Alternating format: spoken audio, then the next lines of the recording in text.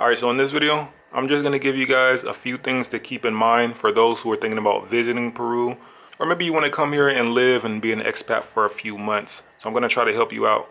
One of the first things you want to keep in mind when visiting a country is the time of year and the weather. Peru is located in the continent of South America, and despite what some people may think, it's not always hot here. So you want to make sure that you're traveling during the time of year where the weather is going to best suit you.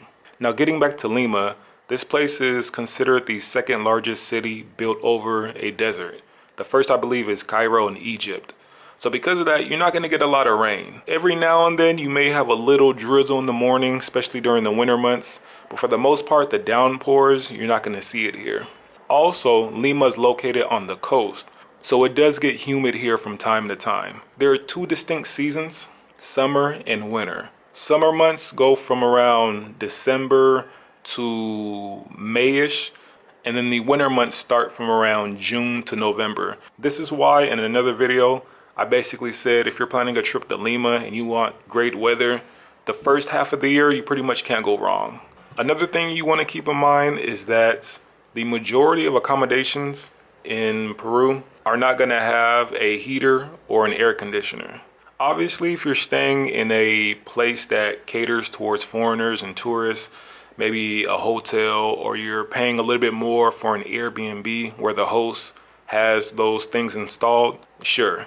But apart from that, the majority will not have those. So you need to understand that, especially, again, depending on what time of year you're visiting. Moving along down the list, we have the ATMs, which, man, can be a pain depending on your situation because they charge around $5 to $7-ish per transaction. And one of the main cons is that at a lot of the ATMs, you can only withdraw around 400 soles, which equates to like $100, $110 USD.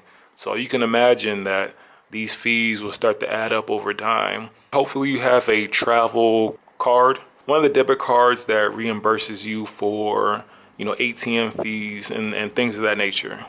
And since we're on the topic of money, let me go ahead and talk about the local currency here in Peru. As of this video, the exchange rate is $1 to 3 soles and 92 cents. And so looking on the screen, you have the $10, the 10 soles bill, 20 soles, 50, the 100, and then this last one, the 200. I have never seen this my whole time here in Peru. When I go to the ATM, I never receive it. When I go to stores, I never receive it. My actual first time hearing about this bill was making this video when I was doing research. So chances are you probably won't see this denomination that much. Now, if you look down at the bottom, you have the coins. One thing that you need to be familiar with are if you look all the way to the left, you have the 5 soles coin and the 2 soles coin. If you notice, they look very similar. This is going to confuse you.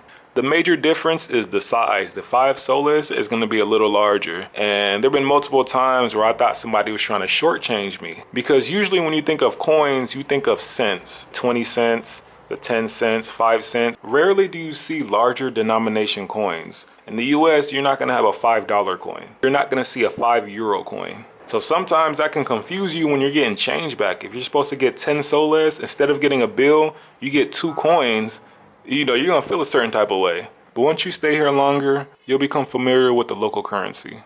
Another thing I want to point out to you guys is I remember I was hanging out downtown with somebody and there was a protest going on, which there always is, but this time there was what seemed to be like a LGBT type of parade because I kept seeing the flag, and then somebody brought it to my attention in the comment section that there's also another flag similar to that one, which is the flag of Cusco. Okay, it resembles the pride flag, but I believe the major difference is that it has an extra stripe. So that's one thing you should know, because you may meet somebody, you may head to their house, and you may see this flag on their wall, and it may not be the pride flag, it can be the flag of Cusco. Next up are the earthquakes. I want to say I experienced maybe about 3. The first one, I didn't know it was an earthquake. There was construction going on. I thought maybe there was like a huge truck passing by. It wasn't until I saw the news that, oh man, that was an earthquake. And then there was another one that I knew was an earthquake. The building was kind of wobbling back and forth a little bit. So that's one thing you want to be aware of. Peru all the way up to Colombia and all the way down to Chile.